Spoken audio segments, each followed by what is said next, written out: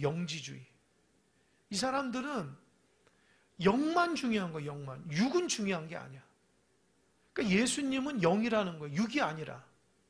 그러니까 예수님이 이 땅에 오셔서 십자가에 달리지 않았다는, 그건 육이 달린 거지. 예수님은 십자가 달리기 전에 영으로 하늘로 올라갔기 때문에 십자가에 달린 예수를 믿질 않아요. 왜냐하면 그건 육체이기 때문에. 육체는 악하고 영만 선하다고 생각하기 때문에 이 사람들은 하늘에서 내려오는 영적인 진리, 그것만 중요하지 예수 그리스도의 실제적인 삶은 그렇게 중요하게 생각하지 않아. 그러니까 교회를 다녀도 육체적으로 나쁜 짓을 해도 괜찮다는 거예요. 왜요? 육은 원래 악한데 영만 하나님을 알면 된다. 이게 교회 공동체 안에서 예수를 믿고 인격이 달라지고 성품이 달라지고 주님의 은혜 가운데 교제해야 돼. 그게 아니고 그냥 지식, 이 지식으로만 구원받는다고 생각해요. 그러니까 지식이 중요하지 내가 그렇게 삶을 그렇게 신앙적으로 살거나 육체를 뭐 거룩하게 하는 거 의미가 없다고 생각한 거예요. 여러분 잘 들어보면은 혹할 수 있어요. 왜요? 어떤 사람이 혹할까요? 삶이 안 변하는 사람들이 혹해요. 생각해 보세요. 아, 교회 다녔더니 변화가 안 돼. 그래, 맞아. 교회 다녀도 변화가 안 되는 거야. 그러면서도 어떻게 해요? 그래, 영적으로 구원받고 예수님께서 이 땅에 오신 것은 그냥 육체지, 영은 거룩하신 분이기 때문에 십자가 안 달렸어. 그러니까 영만 중요한 거예요. 그래서 육체가 그냥 일주일 내내 죄 많이 지어도 그냥 교회 안에서 그냥 주일날 와서 영적으로 하나님 하면 다 구원받는다는 거예요. 그러니까 제대로 신앙생활 못하는 사람들이 그런 것에 푹푹 빠진 거예요. 여러분 혹시 우리 안에 그런 사람 없길 바랍니다. 그건 이단이에요. 이단. 잘못된 거예요. 예수님은 실제적으로 성육신하신 분이에요. 이 땅에 오신 분이라고. 예수님이 역사적인 예수, 신학적으로 하면 그게 굉장히 연구를 많이 했어요. 진짜 예수님이 그 육체적으로 오셔서 이 땅에 역사적인 예수가 있느냐, 그 논쟁이 많아요. 그래서 예수님의 발자취를 연구하고 뭐 고고학적으로나 여러 가지 뭐 학적으로 막 연구를 많이 한다고요. 근데 예수님이 실제적으로 오신 분이에요. 여러분 구약의 모든 메시지가 예수님이 오실 메시아에 대한 내용이잖아요. 그리고 신약은 오신 메시아. 그런데 영지주의는요, 자기들이 하나님의 뜻대로 변화도 안 되고 삶을 살지 못하니까 엉뚱하게 영적으로만 구원받는다고 해서 삶을 도외시한 거예요. 생활이 변화가 안 돼요. 여러분 생활이 변화도 안 되면 거듭남이 없잖아요. 거듭나지 않으면 무슨 그런 사람의 능력이 있어요? 그런 사람을 통해서 하나님의 역사가 일어나요? 절대로 안 일어납니다. 그러니까 예수님을 경험한 사도 요한이 예수님을 경험하지 못한 초대교회 성도들 중에 이단에 막 넘어가고 중심이 흔들린 사람에게 나는 직접 예수님 본 사람이야 라고 하면서 복음의 진리를 얘기하는 거예요. 그것만큼 위대한 게 없어요. 자, 그래서 여러분 요한일서의 그 1서, 2서, 3서의 내용은 예수님을 직접 경험한 제자가 예수님과의 사귐에 대한 그 과정을 통해서 사람들에게 예수님의 사귐이 무엇인가에 대해서 말해주는 거예요. 얼마나 확실해요. 놀랍잖아요.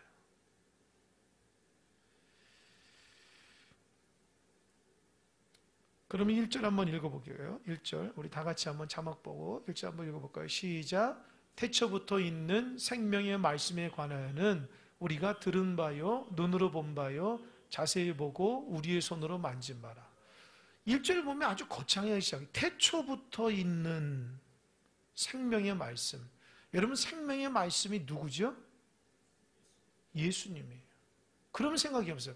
태초부터 있는 예수님에 관하여는 이렇게 시작해야 되는데 왜 생명의 말씀이라고 얘기했을까요? 이게 사도 요한이 그 잘못된 신앙과 영지주의를 대항해서 쓴 문서예요.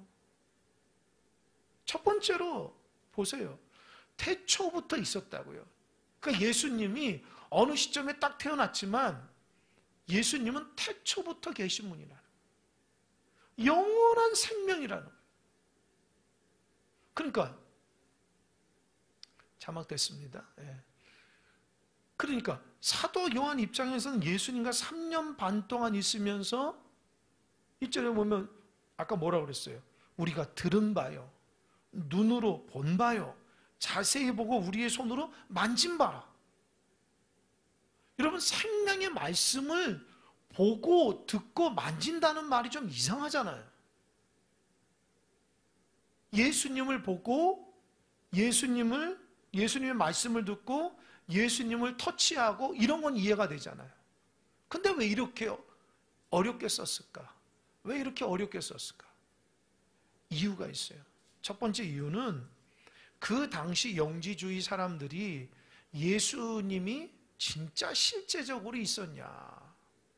예수는 육체적인, 그렇게 많은 기적을 했기 때문에 영이지 어떻게 육이냐?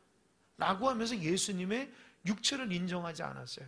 그러니까 사도 요한은 웃기지 마라. 나는 직접 예수님과 3년 반 동안 있으면서 예수님이 행하는 기적들, 죽은 자를 살리는 거 보세요. 지난 시간에 예수님 누구 살리셨어요?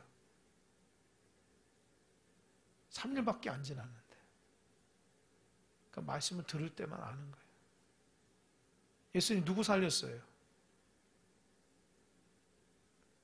말씀을 잘 들으셔야 돼요. 집중해서. 힌트 관. 누구 살린 거예요? 나인성 과부의 아들을 살렸잖아요. 그러니까 말씀을 들을 때만 그때뿐이에요. 마음속에 새기면 그 말씀이 일주일 동안 자기 마음 새겨줘야 돼요. 그냥 듣는 것으로만 그치면 안 돼요. 그러니까 능력이 안 생기는 거예요. 적어도 말씀은 계속해서 일주일간 주일 주셨던 목회자의 말씀을 마음속에 자꾸 새기면서 보고 그 말씀을 내 것으로 만들어야 돼요. 여러분 얼마나 똑똑하고 얼마나 영성이 뛰어나서 한 번 딱 들으면 다 알고 한 번 딱 들으면 내 마음속에 저장해서 그런 사람 없어요. 저도 마찬가지고 자꾸 되새기는 거예요. 자꾸 그거 아는 거예요. 보는 거예요. 예수님이 나인성 과부의 아들을 고쳤어요. 그잖아요. 회당장 야이로의 딸을 고쳤어요. 죽은 나사로를 살렸다고요. 여러분 죽은 자를 살리는 것은 예수님밖에 없는 거예요. 요한이 정확히 본 거예요. 이거는 태초부터 있던 하나님의 생명의 능력이지 육체가 아니라는 거예요. 진짜 육체가 아니라 뭐라 그러죠? 사람이 아니라는 거예요. 사람으로서는 할 수 없는 거예요. 하나님의 능력이 전능하신 하나님이라는 거예요. 무리를 걸어가는 거 직접 봤잖아요. 오병이어 기적을 직접 자기 눈에서 경험했잖아요. 그 수없이 많은 기적, 손이 오그라든 사람을 펴게 하고 앉은 뱅이를 이렇게 세우시고 눈먼 자를 뜨게 하시는 그 놀라운 기적을 보면서 사도 요한은 예수님이 태초부터 있는 생명의 하나님이라는 거예요. 그런데 그 당시의 사람들은 예수님을 인정을 하지 않는 거예요. 그러니까 예수님은 생명의 하나님이다. 그분을 온전히 믿어야 된다.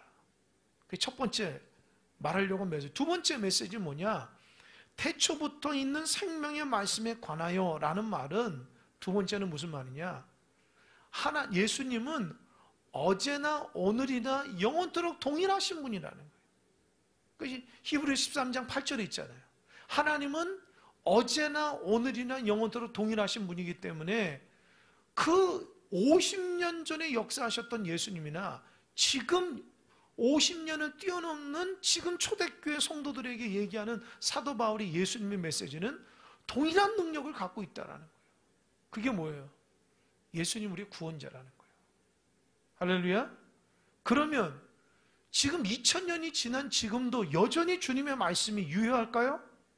유효할까요? 당연하죠. 왜 대답이 안 나오세요? 당연히 유효하니까 우리 예배 드리는 거 아니에요. 유효하지 않다면 여기 있는 것이 시간 낭비예요. 예수님의 말씀이 능력이 없으면 여기 있을 필요가 없는 거예요. 교회가 생길 이유가 없어요. 왜 우리가 교회를 세우고 예배를 소중하게 하고 하나님 앞에 그렇게 열심히 기도하고 섬겨야 되냐? 예수님의 말씀이 그대로 적용되기 때문에요. 할렐루야. 지금도 죽은 자를 살리고 지금도 변화를 시키시고 지금도 함께 하시는 분이에요. 그걸 느끼느냐 못 느끼느냐는 자기의 몫이지만 성경은 분명히 그분이 역사하고 있다고 확실하게 말씀하고 있어요. 그걸 느껴야죠. 예수님을 느끼지 못하고 살아가면 어떻게 하겠어요? 어느 유튜브를 보니까 어느 가수가 신곡을 발표하는데 그 신곡을 발표하면서 그 사람이 그러더라고요. 자기가 대박 날 것 같다. 왜냐하면 녹음실에서 귀신을 경험했다는 거예요. 그 사람들은 그 귀신이 있다는 걸 믿어. 그리고 그 귀신이 나타나면은 자기가 무슨 앨범이 대박 나고 그렇게 대박 난다. 여러분 믿는 사람 입장에서는 어떻게 해요? 우습죠. 그 미신이잖아요. 귀신은 있지만 귀신이 나타나서 그걸 한다고 그리 되고 안 가고는 상관없잖아요. 그러니까 세상 사람들이 귀신의 존재도 인정하는데 우리 믿는 사람이 하나님의 존재를 인정하지 않고 살아간다고요?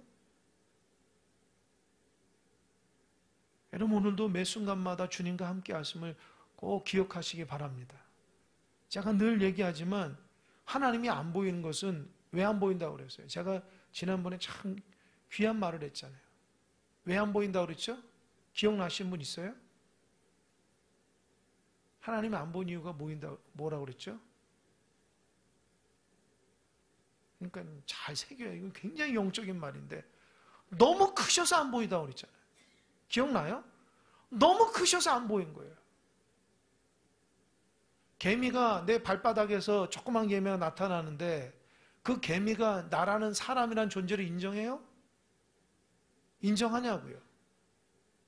개미가 발가락 하나보다도 더 한참 작은데 내 발가락이어가지고 개미가 나를 보면서 이제 사람이라 느껴요? 못 느낀다고요.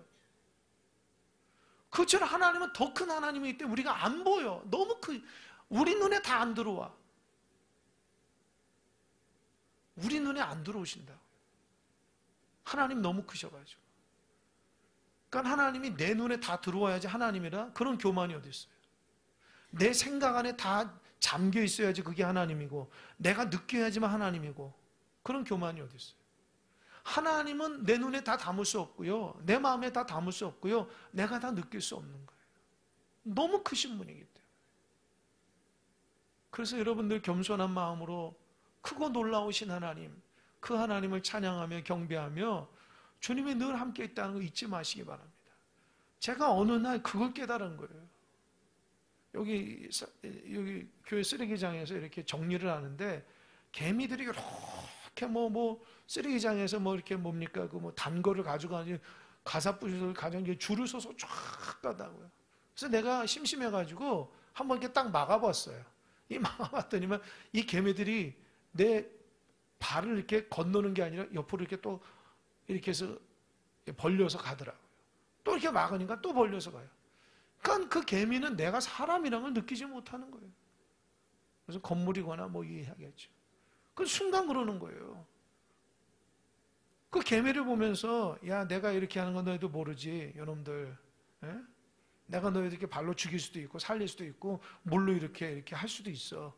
그 생각이 드는 거예요. 그러면서 하나님도 똑같겠다. 하나님 나를 얼마든지 할 수 있거든요. 근데 내가 개미를 보면서 내가 개미를 사랑하지 않아요. 내가 개미를 무슨 사랑합니까? 하나님 우리를 사랑한다는 거예요. 그때 깨달음이 오는 거예요. 하나님 우리를 사랑하신 하나님이에요. 너무 크신 하나님이니까. 그러면서 제가 이 성경이 좀 열리기 시작하더라고요.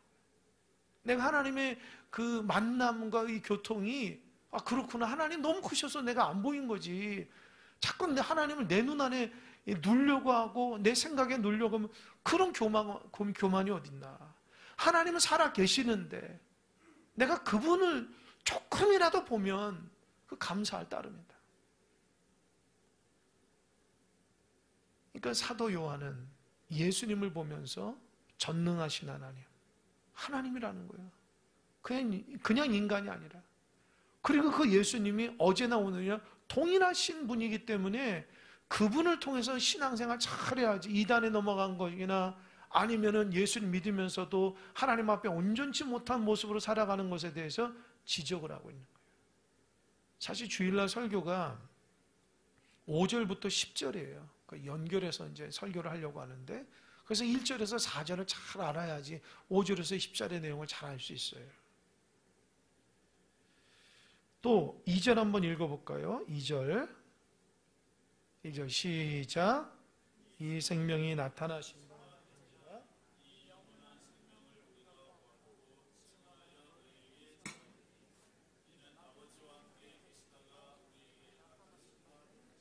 예, 그렇죠. 이 생명이 영원한 생명이다. 영원한 생명은 예수 그리스도인데 예수 그리스도를 우리가 보았고 증언하여 너에게 전한다. 우리가 직접 봤기 때문에. 여러분, 뭐를 봤으면 본 사람이 얘기한 게 확실하잖아요. 그죠? 보지도 않고 얘기하면 안 되잖아요. 그죠? 봐야 돼요. 봐야 돼요. 정확하게 본 사람이 얘기한 게 확실한 거예요. 영원한 생명 우리가 보고 증언하면서 너희들한테 전하는데, 그러면서 이는 아버지와 함께 계시다 우리에게 나타나는, 성부 하나님이 있다가 우리를 위해서 이 땅에 오셔가지고 우리에게 구원자가 되셨다라는 겁니다. 그 사도 요한이 그걸 느낀 거예요. 그러니까 여러분, 사도 요한이 3년 반 동안 예수님과 교통하면서 처음부터 예수님을 하나님이라 느끼지 못했을 거예요. 그냥 능력 있는 분, 우리하고 좀 다른 분, 기적을 행하신 분. 그런데 그분의 말과 행동과 모든 삶을 통해서 하나님을 보고, 이 클라이막스가 어딘가? 예수 그리스도의 십자가 부활 사건을 통해서 확실히 예수님은 하나님이라는 걸 느낀 거예요. 자, 그러면서 사도 요한이 변화된 거죠. 아, 내가 3년 반 동안 어떤 인간의 어떤 예수를 뛰어넘는 하나님이 직접 이 가운데 오셔서 내가 하나님을 경험했다고 하는 것을 고백하는 것이 이 고백이에요. 영원한 생명을 받다는 거예요. 하나님과 함께 계셨던 그분이 이 땅에 오셔서 우리와 함께 거하셨기 때문에 그 초대교회에서 예수님의 신앙이 굉장히 중요한데, 그 예수님의 신앙을 영지주의에 흔들잖아요. 예수님을 예수님 인정하지 않으니까 그분을 잘 믿으라는 거예요. 여러분도 마찬가지예요. 신앙생활 이렇게 흔들리시는 분을 보면 예수님에 대한 신뢰도가 많이 떨어져요. 하나님에 대한 신뢰도가 많이 떨어진다. 예를 들면, 뭐 기도해도 응답되나? 그 신뢰도가 떨어지는 거예요. 그 기도를 소중하게 여기지 않아요. 기도해도 응답이 안 된다고 생각하는데 무슨 기도할 필요가 뭐가 있어요? 또, 예배해도 뭐 변화도 없고, 그 예배를 소중하게 여기지 않아요. 예배가 하나님께서 가장 기뻐하시는 거라고 성경에서 누누이 얘기함에도 예배를 드리는 것에 대해서 기대감과 예배에 대한 어떤 하나님에 대한 특별한 그 은혜에 대한 사모함이 없기 때문에, 그러니까 신앙생활 못하는 이유가 뭐예요? 흔들리는 이유가 뭐예요? 하나님 믿지 못하는 거예요. 참 놀랍게도 신앙생활 하다가 신앙생활 못하는 사람들 잘 보면 첫 번째 빵꾸 나는 게 예배예요. 예배가 확 빵꾸 나요. 그 하나님에 대한 신뢰도가 확 떨어지는 거예요. 그러니까 저는 신앙생활 하는 사람들을 보면서 제가 판단하는 건 예배로 판단합니다. 예배. 그 사람이 어떤 예배자인가. 하나님도 그걸로 판단하는 거예요. 하나님 가장 기뻐하는 게 예배예요. 예배. 말로는 뭐 성경 뭐 이것저것 얘기하고 하나님 다 알고 뭐 기도는 열심히 하고 뭐 그래도 예배 생활을 못하면은 그 사람은 하나님과의 교제를 하지 않는 거예요. 그건 100%예요. 하나님과 교제하면 하나님 가장 기뻐하는 게 예배인데요. 예배를 소홀히 해준다는 것은 내가 지금 하나님과의 교제. 그러니까 여러분의 신앙이 이렇게 뭔가 신앙이 온전한 궤도에서 벗어난다는 증거 중에 하나가 내가 하나님에 대한 예배가 자꾸 소홀히 하고 예배에 대해 집중하지 못했던, 그거는 지금 방황하고 있다고 하는 증거예요. 내가 신앙적 방황을 하고 있구나. 예배는 하나님 만나는 거잖아요. 그러니까 예배가 소홀해지기 시작하고 기도가 소홀해지는 것은 그 사람이 하나님과의 교제가 올바르지 못하다는 것을 증거로 담고 있어요. 그러니까 사도 요한은 그게 안타까운 거예요. 나는 3년 반 동안 예수님을 만났지만 그 예수님이 하나님이라는 걸 깨달았다는 거예요. 그래서 그 하나님과 교제하는 것이 얼마나 소중한지를 아는데 초대교회 성도들 중에 그 소중함을 모르는 거예요. 그 소중함을 모르는 거예요. 3절 읽어보겠습니다. 시작. 우리가 보고 들은 바를 너희에게도 전함은 너희로 우리와 사귐이 있게 하려 함이니 우리의 사귐은 아버지와 그의 아들 예수 그리스도와 더불어 누림이라. 여러분 3절에서 무슨 단어가 있어요? 사귐이란 단어가 있어요. 사귐. 여러분 사귐이 헬라어로 코이노니아. 들어보셨죠? 코이노니아라고. 들어보셨나요? 예, 교제한다, 사귄다, 코이노니아. 이건 기본적으로 알면 좋아요. 코이노니아. 이 코이노니아라는 말은 무슨 말이냐? 이 교제인데, 사귐인데 상호 간의 공통점을 발견한 대상이 공통된 정서 그리고 공통된 목적을 지향하는 면 살아가는 거예요. 그러니까 초대교회 성도들이 어떻게 했어요? 함께 모여서 함께 예배하고 함께 식사하고 함께 나누고 함께 교제한 거 있죠. 그게 교제예요. 사귐.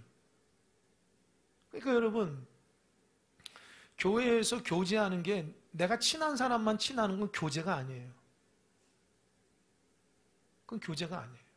성경에서 말하는 코이노니아가 아니에요.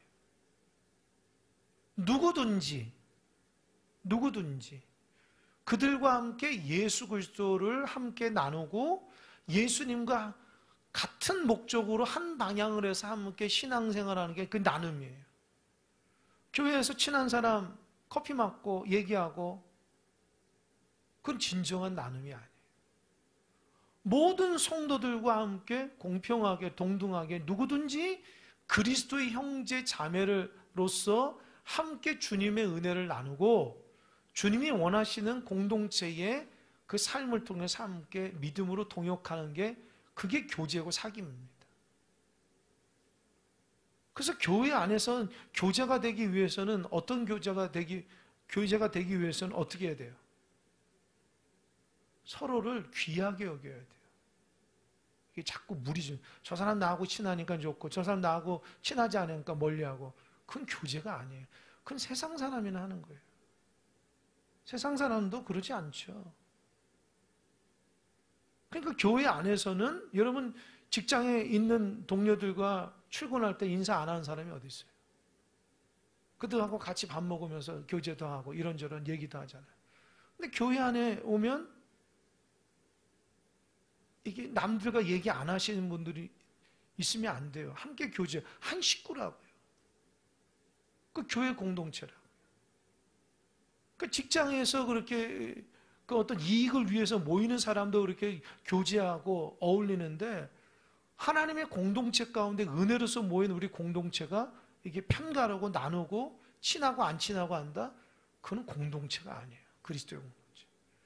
이제 그렇게 해서 우리 공동체가 아름답게 되려면 먼저 다가가셔야 돼요. 직분자들이 먼저 다가가야 돼요. 오픈하고 기도해주고 격려해주고 축복해주고 먼저 다가가야 돼요. 저 사람이 나에게 다가오게끔 바라는 건 초신자는 하는 마음이에요. 교회 오래 다니시면 다가가야 돼요. 저는 누구입니다. 기도 제목이 뭡니까? 함께 교제하고 식사도 같이 하고.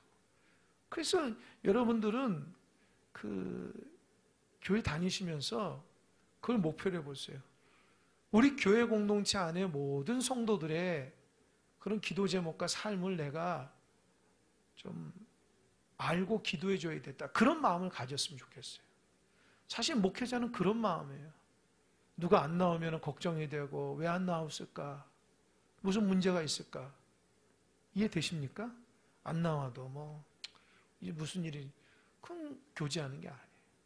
왜 안 나왔는지 무엇을 위해서 기도해야 되는지 어디가 아프신지 무슨 어려움이 있는지를 살피는 게 우리 교회 공동체 안에서의 책임입니다.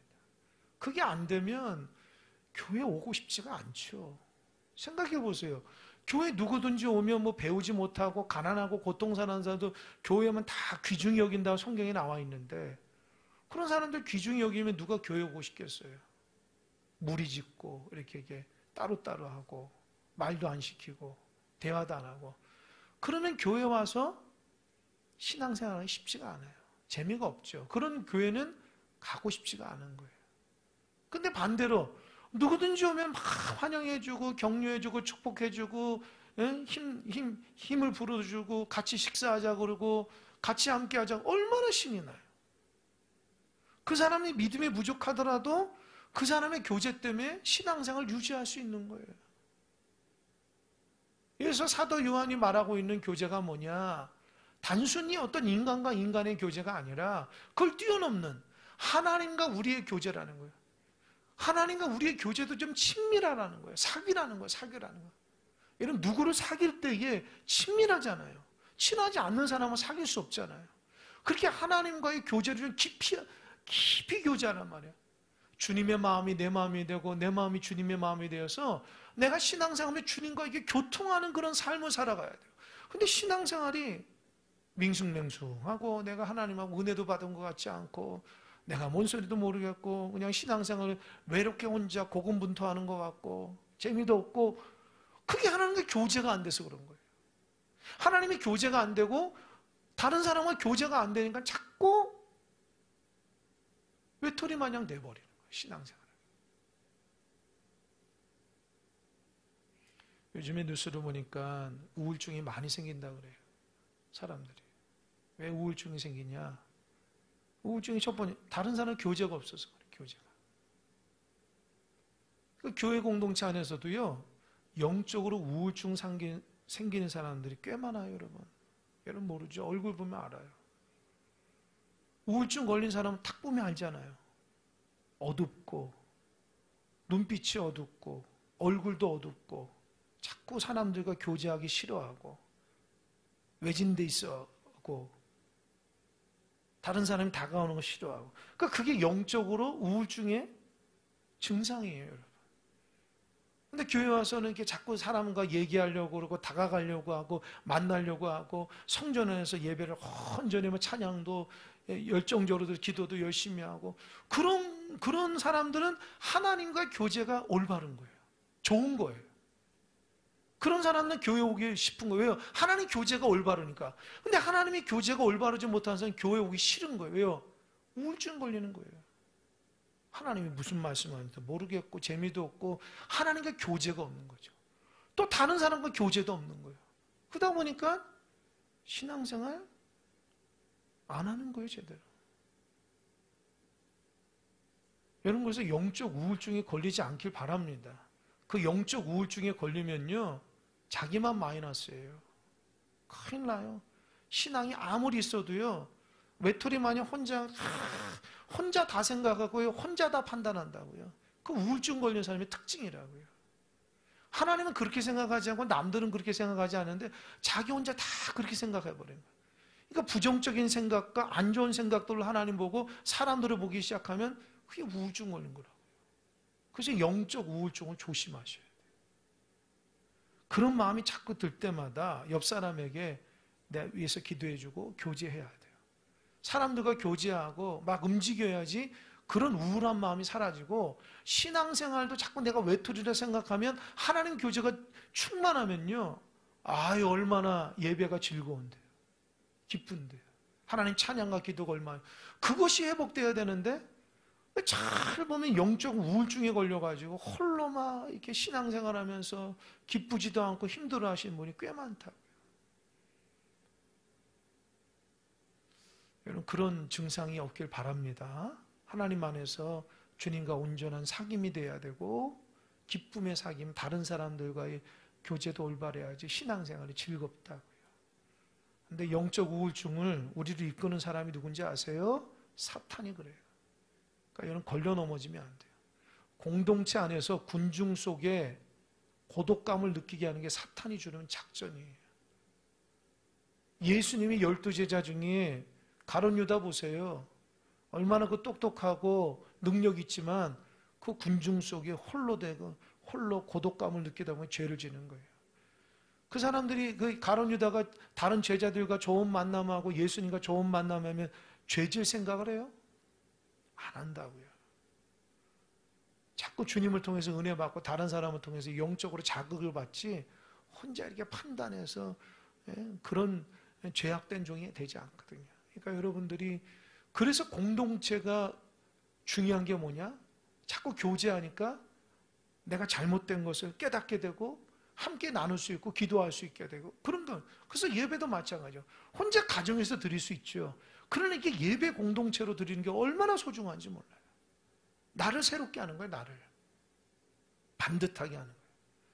그게 우리가 사람과의 관계 훈련이 좀 약하니까 나도 모르는 사이에 홀로 이렇게 파묻혀서 신앙생활하는 것이 잘한다고 생각하는데 절대 잘하는 게 아니에요. 나눔과 사귐이 있어야 돼요. 나눔과. 그래서 자기가 그런 힘든 부분이 있으면 빨리 얘기돼. 그 다른 사람이 힘들면 교육자한테도 얘기해. 목회자한테. 목사님, 전사님, 제가 이런데 날 위해서 기도해도 빨리 그렇게 해야지 치유되지요. 그거 혼자 끙끙하잖아요. 그게 자기의 신앙의 패턴이 돼버려요. 신앙의 패턴이 되면요. 절대로 평생 하나님 앞에 갈 때까지 기쁠 수가 없어요. 왜요? 교제를 못하니까. 나눔이 없는 신앙은 기쁠 수가 없어요. 그래서 보세요. 3절. 우리가 보고 들은 바를 너희에게도 전함은 너희를 우리와 사귐이 있게 하려 함이니 우리의 사귐은 아버지와 그의 아들 예수 그리스도에 더불어 무엇이라? 뭐라고 써있어요? 무엇이라? 누림이라. 그러니까 사귐은 누리는 거예요. 내가 좋은 친구가 만나면 어때요? 시간 가는 줄 모르잖아요.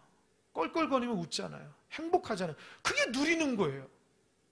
그 신앙은 누리는데 누려보질 못하면 신앙생활에도 마음에 죄책감만 있고 외롭고 힘들고 막 그런 생각들이 오만 가지 생각이 있는 거예요. 누릴 줄 몰라서 그래요. 그럼 빨리 하나님과의 사귐을 온전히 해야 되고 다른 사람과 관계가 온전해져야 돼요. 그게 처방전이에요. 홀로 계속 혼자만 신앙하면 안 돼요. 온전한 사귐이 필요하다고요. 그래서 4절 한번 읽어보겠습니다. 시작. 우리가 이것을 쓰면 우리의 기쁨이 충만하게 하려 함이라. 여러분 사귀면 기쁨인 거예요. 이 충만이란 단어가 흘러넘친다는 거예요. 이 컵에 물이 있는데 충만은 이 물이 이렇게 흘러넘치는 거예요. 내가 예수님과의 교제가 충만하고 다른 사람의 교제가 충만하면 내 기쁨이 이렇게 흘러넘친다. 여러분 혹시 여러분의 기쁨을 남한테 전달해 본 적이 있어요? 여러분의 감사를 남한테 전달해 본 적이 있어요? 나의 부정적인 마음을 남한테 전달하거나 나의 외로운 마음을 전달하는 건 익숙하지만 내가 주님과의 관계 안에서 기뻐서 막 다른 사람까지 기쁘게 하는 그런 흘러넘쳐 본 적이 있어요? 신앙은 그런 거예요. 내가 기쁘면 상대방도 기쁘게 할 수 있어야 돼요.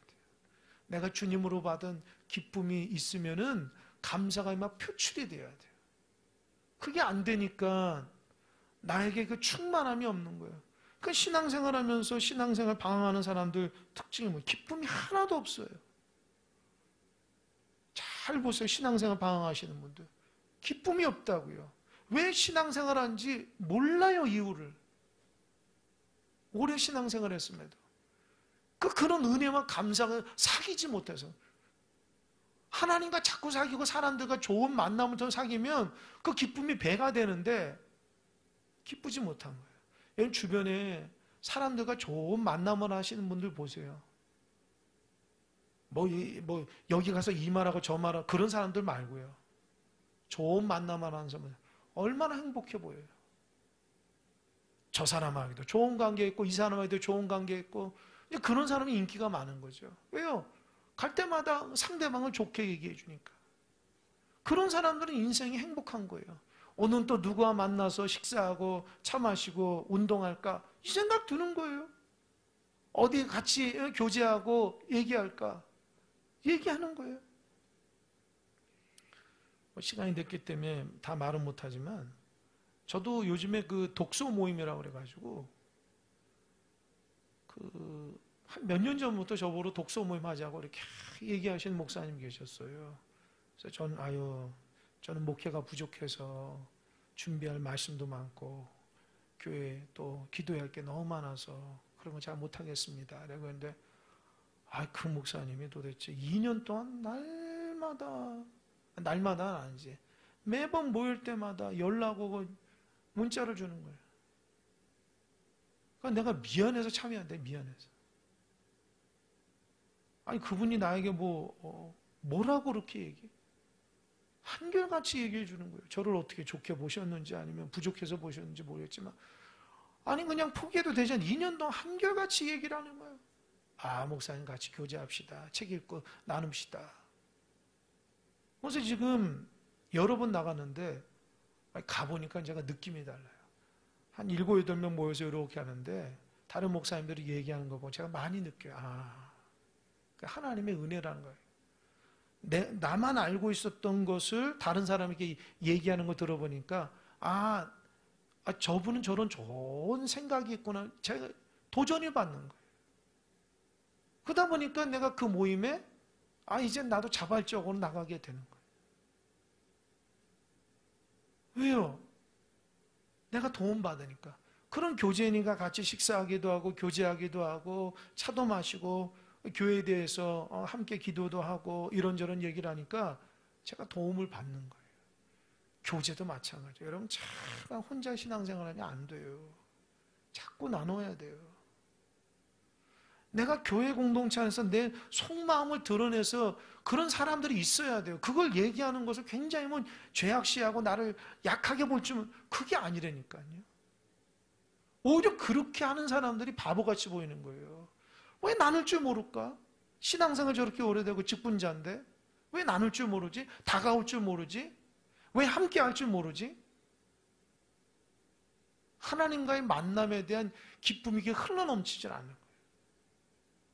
그래서 여러분 교회 안에서 식사하고 이게 차 마시고 함께 교제하는 거 저는 권장합니다. 그런 말을 통해서 하나님의 은혜 서로 교통할 수 있는 거예요. 같이 운동도 하시고 같이 산책도 하시고 자꾸 만나세요. 얘기를 하세요. 그게 교제라고요. 처음부터 만나서 성경 딱 펴고 얘기하는 게 그게 무슨 교제예요. 그건 성경 공부죠. 교제는 자기 마음의 속마음을 딱 드러내서 얘기를 해야죠. 내가 고민하고 있고 힘들어하는 거. 그래야지 그 사람의 진정성을 알고 귀함을 알고 이분이 하나님과의 관계에서 이런 부분이 있구나. 내가 기도해 줘야 되겠다. 이분이 좀 직장에서 이런 어려움이 있구나. 기도해 줘야 돼. 그렇게 되는 거예요. 그래야지 그 교회 공동체 안에서 올바른 만남이 있습니다. 그걸 자꾸 숨기려고 하고 교제를 안 하려고 하잖아요. 그 사람들 보면요. 변화가 안 돼요. 그런 사람들은 교회 공동체 안에서 이게 하나를 이루지 못해요. 하나를 이루지 못해요. 그러면 온전한 사귐이 없기 때문에 신앙생활 재미도 없고 남들도 그렇게 유쾌하게 보질 않아요. 그러다 보니까 예배에 대한 소중함도 모르고요. 교회에서 하는 모든 일들이 다 재미없게 생각하는 거예요. 그게 교제를 잃어버린, 코이노를 잃어버린 신앙인과 교회의 모습이에요. 요한일서를 통해서 여러분 새로운 거 깨달으셔야 돼요. 내가 요한일서를 하면서 내 교회 공동체 안에서 다른 사람과 교제해야 되겠다. 내가 저분의 기도 제목을 알고 저분의 나눔을 통해서 내가 정말 저 사람을 위해서 기도해주고 도와줘. 이런 마음이 들기 바랍니다. 이게 신앙인이라고요. 내가 하나님의 교제가 너무 왜골수였구나. 다른 사람에게 교제하세요. 많은 거 배우시라고요. 내가 느끼는 하나님이 전부가 아니에요. 하나님의 은혜를 충만히 있으면 그 신앙의 유익함을 통해서 내가 얼마나 유익한지 몰라요. 여러분 오늘 말씀을 통해서 하나님의 교제가 얼마나 귀한지, 예수님과의 만남, 주님 안에서의 공동체가 얼마나 귀한지를 깨닫고 주님 안에서 귀한 나눔의 귀한 백성들 되시기 바랍니다. 기도하겠습니다.